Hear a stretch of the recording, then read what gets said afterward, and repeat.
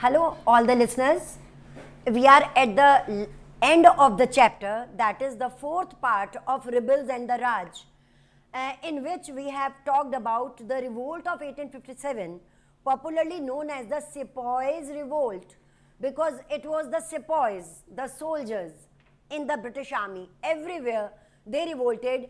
Actually, from the very beginning, they were not happy with the rule, with the British rule in India, with the atrocities done on them by the East India Company. As I told you that no higher posts were given to them, and they could not rise more than the post of a Subedar. And the final touch was given by the introduction of the grease cartridges. So it was rightly called the Sepoys Mutiny, and after that, it was also joined by the different kings, Rani Lakshmibai. There were different Nawabs of the country. There were different other people like Nana were involved. The northern India was totally involved in the revolt. The revolt had many weaknesses. We have discussed about the proceedings of the revolt. There were different demands by different categories of people, by different sections of the society. Then gradually, even the common people, they had joined, because illiteracy at that time, literate people were very few, but they were not happy with the spread of the Western culture. On one hand, we discussed that Western culture proved to be very fruitful because it put an end to the social evils at that time. But as we very well know that at that time in India, people, the Indian people, they considered the evils not as evils, but as a part of their culture, as a part of their religion. So the common people turned against the Britishers, and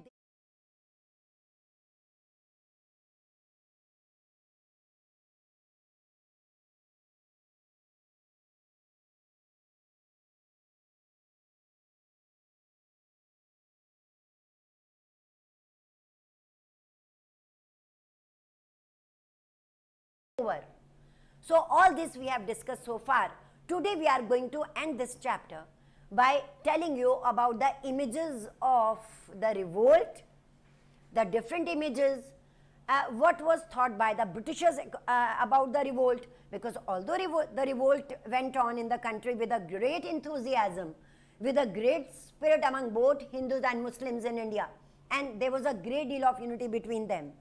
And in all, the society was there, all the sections of the society were there to hail the ideals, to highlight the ideals of the mutineers. But even then, I told you that there were certain weaknesses, because there were certain traitors.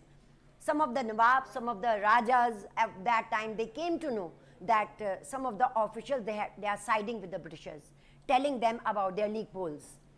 Then Thomas Jones Barker, he was a painter at that time. He used to paint the images, and he painted the relief of Lucknow, because Lucknow was the main center. The other centers were also there, but in Lucknow, a fierce battle took place, about which we have discussed yesterday. So he painted the relief of Lucknow. Correct? There was a publication in Britain known as Punch, Punch.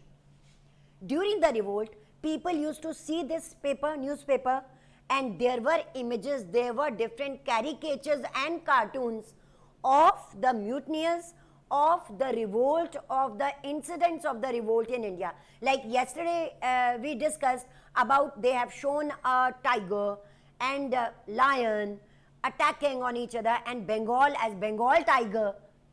So why these images came up? So as to make the common people realize that what is happening, what is going on in India.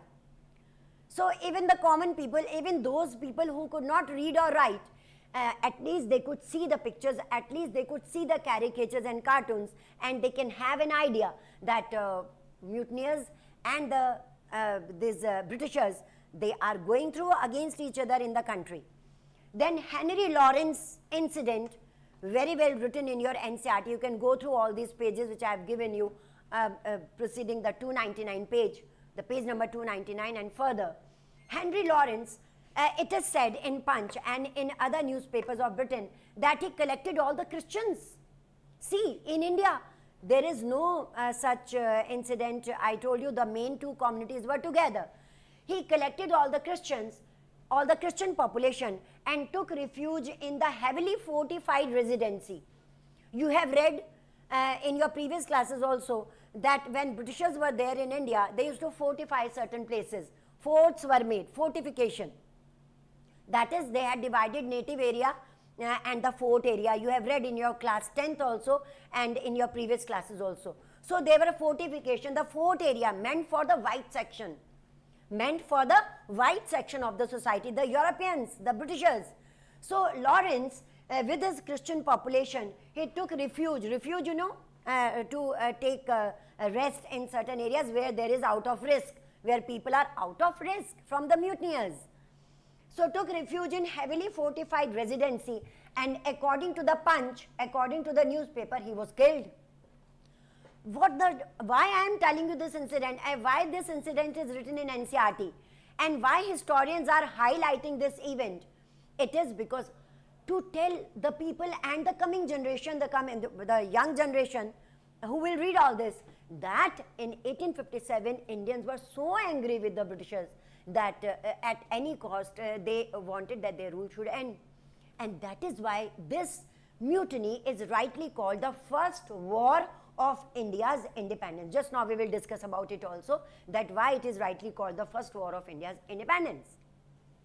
Despite certain weaknesses, Britishers came to realize that their rule in India will not go unopposed.